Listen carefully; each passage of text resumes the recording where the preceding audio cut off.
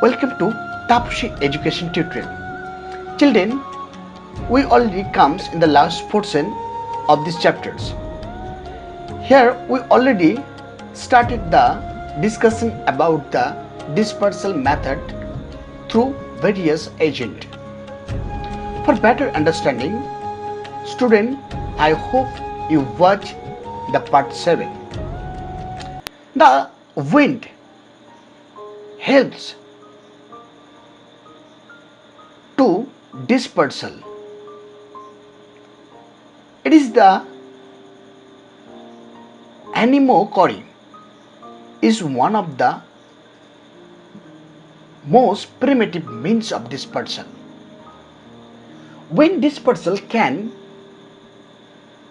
take on one of two primary forms. Seed can float on the breeze or alternatively they can flutter to the ground.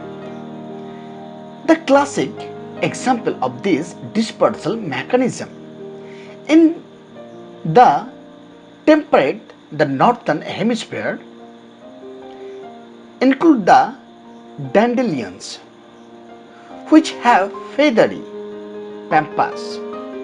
That means the wind-like structure attached to their seed and can be dispersed long distance, and maples which have winged seed samaras and flatter to the ground. Here in this picture, children, their wings like structure and disperse through the wind. Right, children?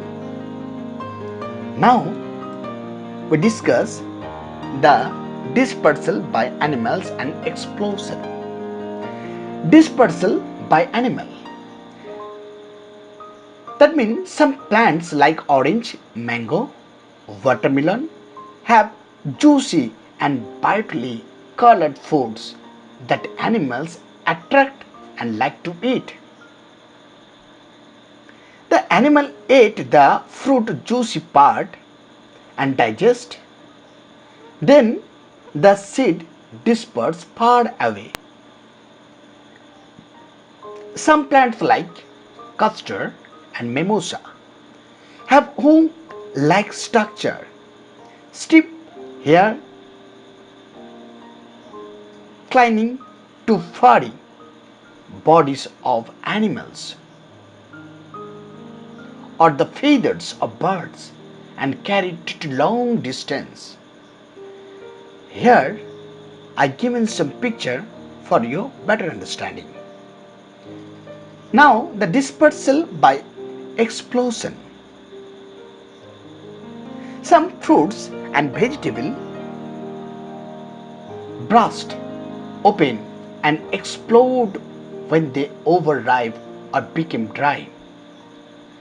The dispersal of geranium grows pod and balsam seed takes place by explosion.